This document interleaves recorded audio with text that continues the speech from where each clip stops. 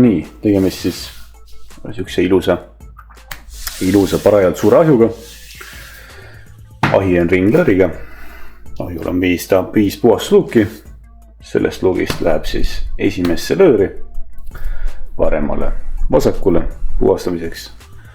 Teised ülejäänud 4 on pöörete peal ja siis igale lõõrile on siis 2 puhast luuki, et oleks võimalikult optimaalne ligipääs lõõri puhastamise ajaks. Ahju kolle on lahendatud umbkoldena, kõrval siin on umblõõrid, et ka läheksid ka küljed võimalikult alla välja soojaks, ehk siis paisk soojus saaks minna siis ukse alumise äärest kuni siis siiani välja soojendada, eraldi soojendada. Kogu ringi pikkus on 5,6 meetrit. Ja nurgad on lahendatud siis, raadius on R60, punane lode janka ja must lode krüpton. Ja siin kiillõige samamoodi lahendatud siis lode krüptoniga, et anda võimalikult sükest teistsugust kontrasti asjale. Ahju täismass peaaegu 3700 kilo, siis 3,7 tonni peaaegu. Selle sisse on arvestatud siis kõik luukide mass ja ukse mass. Pluss muidugi on kivide segud loomulikult. Nii, peremise soov oli teha ahjus süüa teha. Seepärast on ahiga lahendatud, ka vastavalt lahendatud. Otse ahju ees, ukse taga on rest, mis jaotub klaasi.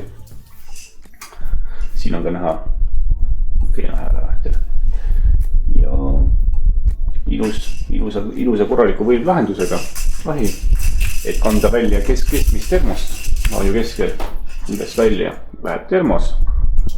Termose poste on siis 3, 1, 2 ja 3 posti, termose posti.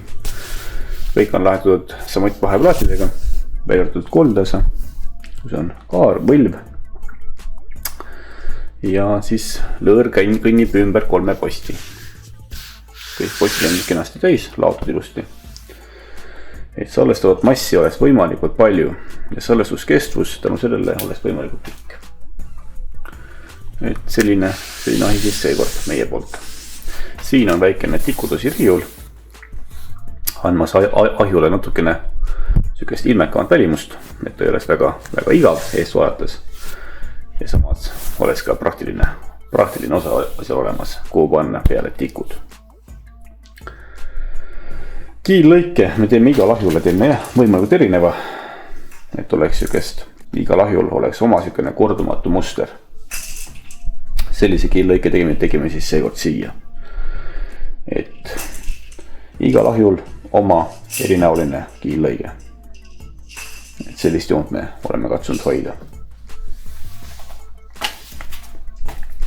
Et must ja punane. Looduses esine värvide kombinatsioon. Mõnusad pasteelsed toonid, nii nagu savila kohane. Et selline siis seekord.